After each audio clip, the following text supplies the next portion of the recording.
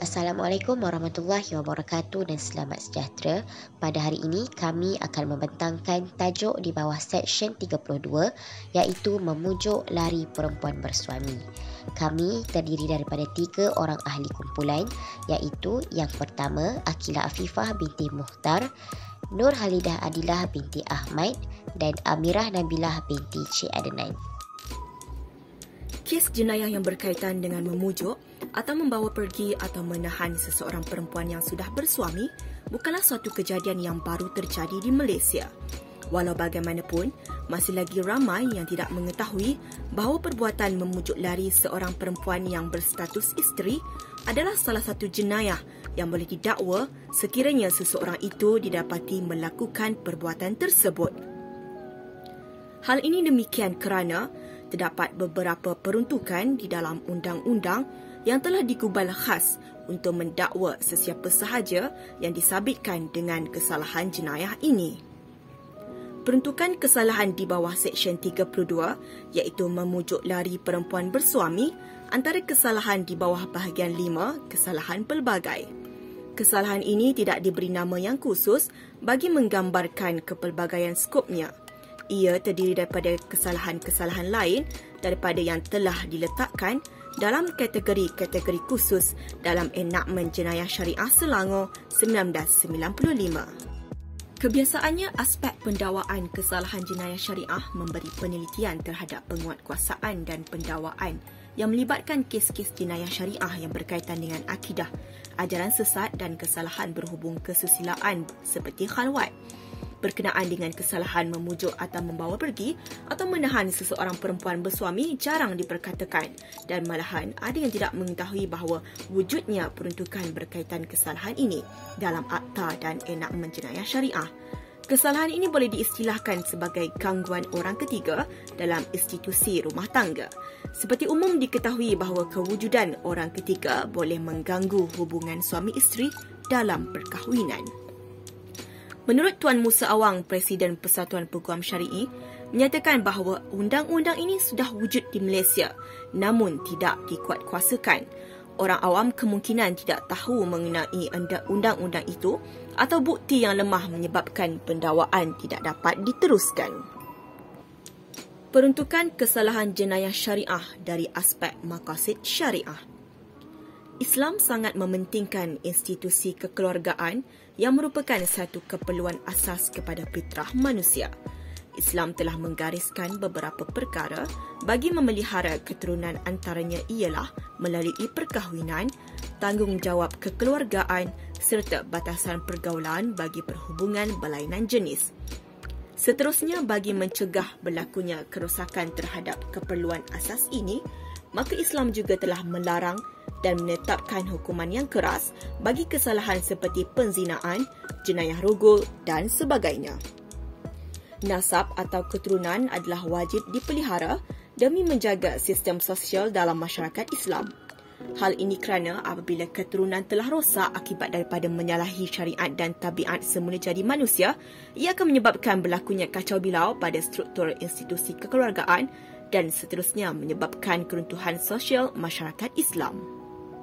Seksyen 32 Enakmen Jenayah Syariah Selangor 1995 memperuntukkan kesalahan khusus bagi memujuk lari perempuan bersuami. Peruntukan ini menyatakan bahawa mana-mana orang yang memujuk lari seseorang perempuan bersuami atau membawanya pergi atau dengan apa-apa cara lain mempengaruhinya supaya meninggalkan rumah tangga yang ditentukan oleh suaminya adalah melakukan suatu kesalahan dan apabila disabitkan boleh didenda tidak melebihi RM5,000 atau dipenjarakan selama tempoh tidak melebihi 3 tahun atau kedua-duanya, dan mahkamah hendaklah memerintahkan supaya perempuan bersuami itu kembali kepada suaminya. Bagi peruntukan hukuman berkaitan memujuk lari perempuan bersuami bagi negeri-negeri lain iaitu negeri Pulau Pinang, Johor, wilayah Persekutuan Kuala Lumpur, Perak dan Sarawak iaitu denda tidak melebihi RM5,000 atau penjara selama tempoh tidak melebihi 3 tahun atau kedua-duanya. Bagi negeri Perlis dan Sabah, Kadar hukuman yang ditetapkan iaitu denda tidak melebihi RM2,000 atau penjara selama tempoh tidak melebihi 1 tahun atau kedua-duanya. Manakala negeri Terengganu, Kelantan, Melaka dan Negeri Sembilan, hukuman yang ditetapkan denda tidak melebihi RM3,000 atau penjara selama tempoh tidak melebihi 2 tahun atau kedua-duanya. Akhir sekali, bagi negeri Pahang, denda tidak melebihi RM5,000 atau dipenjarakan selama tempoh tidak melebihi 3 tahun atau disebat tidak melebihi 6 sebatan atau dihukum dengan mana-mana kombinasi hukuman itu. Bagi kesalahan ini, Kanun Keseksaan juga telah memperuntukkan di bawah Seksyen 498 yang menyatakan barang siapa memikat atau membawa pergi mana-mana perempuan yang menjadi dan yang dia ketahui atau ada sebab mempercayai sebagai isteri mana-mana lelaki lain daripada lelaki itu atau daripada mana-mana orang yang bertanggungan menjaga perempuan itu bagi pihak lelaki itu dengan niat supaya perempuan itu boleh melakukan persetubuhan yang ditegah dengan mana-mana orang, atau barang siapa menyembunyikan atau menahan dengan niat itu seorang perempuan tersebut, hendaklah dihukum dengan pemenjaraan selama tempoh yang boleh sampai 2 tahun atau dengan denda atau dengan kedua-duanya. Bagi elemen kesalahan dan pertuduhan, enakmen jenayah syariah menyatakan seseorang lelaki atau perempuan yang memujuk lari atau mendorong atau memujuk orang perempuan atau isteri orang supaya lari daripada jagaan ibu bapanya, suami atau penjaganya merupakan elemen utama kesalahan ini. Kesalahan ini hanya lengkap apabila mangsa dibuktikan lari atau meninggalkan rumah dan keluar dari jagaan ibu bapa atau penjaganya yang sah akibat pujukan atau dorongan seseorang. Bagi contoh kes memujuk lari perempuan bersuami, melihat kepada kes di bawah Kanun Keseksaan iaitu kes Jamaluddin bin Mat Ali lawan Zulkifli bin Ramli, yang mana mahkamah ada menyatakan beberapa elemen penting yang terdapat dalam peruntukan ini yang perlu dipenuhi sebelum pertuduhan disabitkan.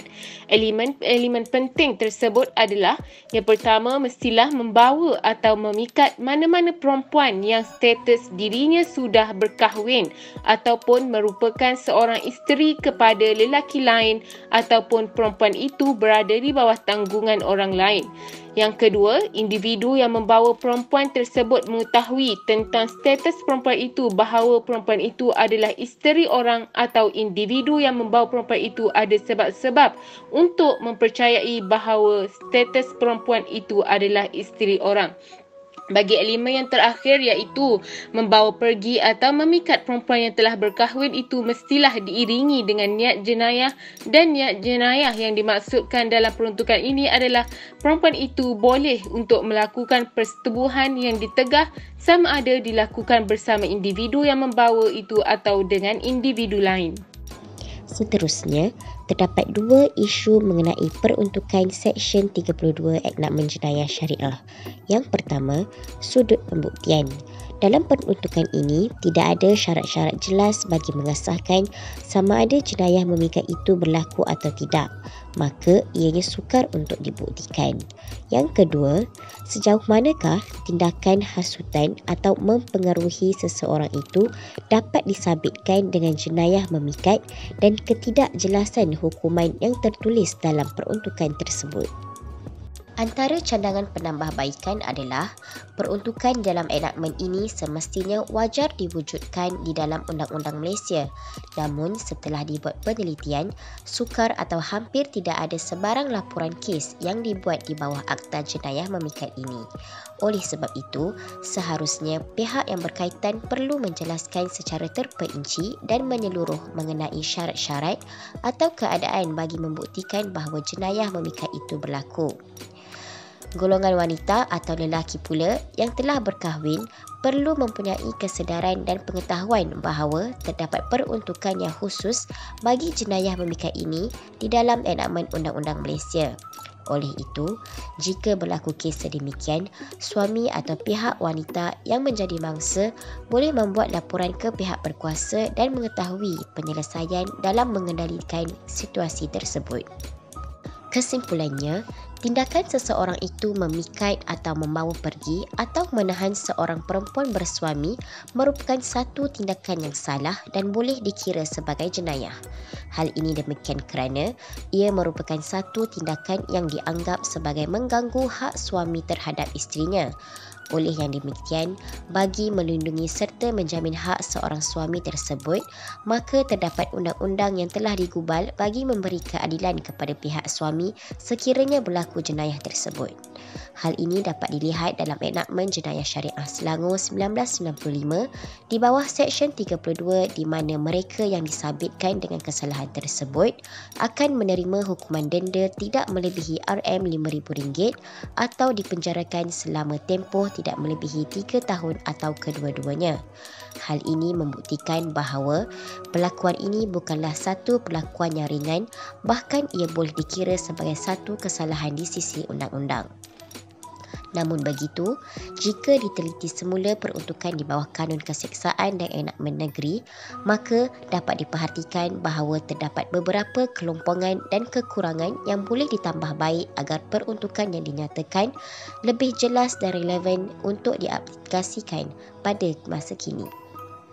Sekian, terima kasih.